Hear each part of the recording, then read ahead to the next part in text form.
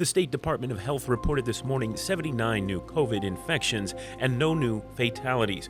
The number of infections by island goes as follows: 33 reported on Oahu, 21 on Hawaii Island, 16 on Kauai, and 5 were reported on Maui. Good morning, I'm Casey Lund in the H&N Digital Center with your See It Now news brief for Tuesday, November 9th, 2021. Though it wasn't included in yesterday's count from the Department of Health, Kauai County independently reported its own COVID-related fatality. Officials say it was a visitor in his 80s. 11 coronavirus patients are hospitalized there. That's the county's highest number since the start of the pandemic. And despite case counts dropping in other counties, Kauai's daily case average is up 80% in the past 2 weeks. It also has a 4.1% positivity rate. That's the highest of all counties. New numbers from the Department of Health this morning show how many of Hawaii's cases are tied to travel. Since January, 6% of all infections were from residents who traveled. Visitors made up 1% of our cases during that same time period. 90% were from community spread, and the source of 2% of our infections are not known at this time. And we can expect more visitors as we reopen to international tourism.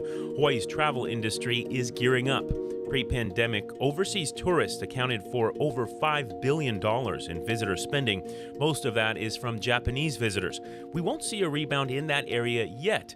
Tourists from Japan still need to quarantine upon returning to their home country, but travel experts say the state will see more activity from the Asian market, specifically families and newlyweds from South Korea, long waiting for a vacation and with money to spend. Some of the folks have been waiting, they've been saving their money.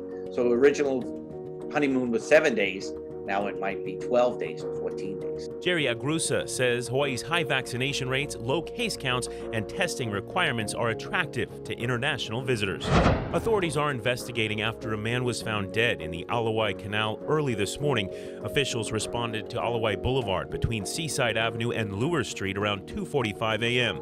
A firefighter paddled a rescue board to the body, which was floating face down roughly 25 yards from the edge of the canal, according to the Honolulu Fire Department. Honolulu police have not released any details. Waikiki arson suspect Glenn Helton pleaded not guilty yesterday. Police say he started a fire in the surfboard racks behind the Waikiki police substation last month, destroying more than 500 boards.